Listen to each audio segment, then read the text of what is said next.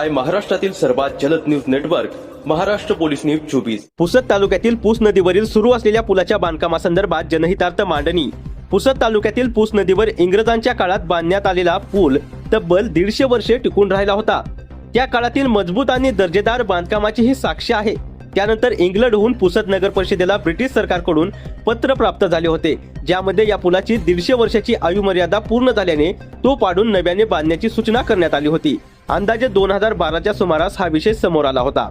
सध्या मागील 2 वर्षापासून या पुलाचे नव्याने बांधकाम सुरू आहे, मात्र या बांधकामाच्या दर्जाबाबत अनेक प्रश्न निर्माण होत आहेत।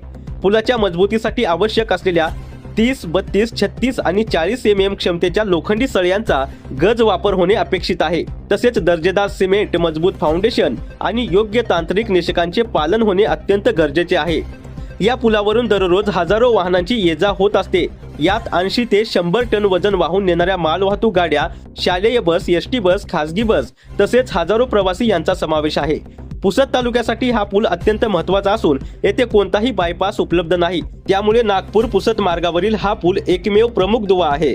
परंतु पुलाच्या चढत्या व उतरत्या बाजूंवर सिमेंट कॉन्क्रीट ऐवजी दगडी बांधकाम करण्यात येत असल्याचे दिसून येत आहे।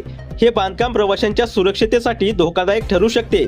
मुख्य पुलाचे बांधकाम जरी कॉन्क्रीटचे मजबूत दिसत असले तरी बाजूंना दगड वापरण्यामागील कारण काय, हा मोठा प्रश्न आहे। यामुळे ठेकेदार, अभियंते आणि सार्वजनिक बांधकाम विभाग यांच्या कामकाजावर संशय निर्माण होत आहे।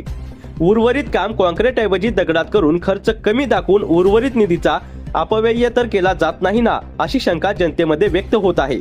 सिमेंट, वाळू आणि खडीसाठीचा खर्च टाळून फक्त दगड वापरून आर्थिक अनियमितता होत असल्याचा संशयही व्यक्त केला जात आहे।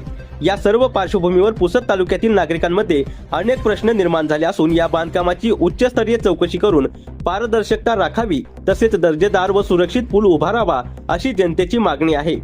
महाराष्ट्र पोलीस न्यूज 24 साठी पुसद प्रतिनिधी राहुल पडघणे।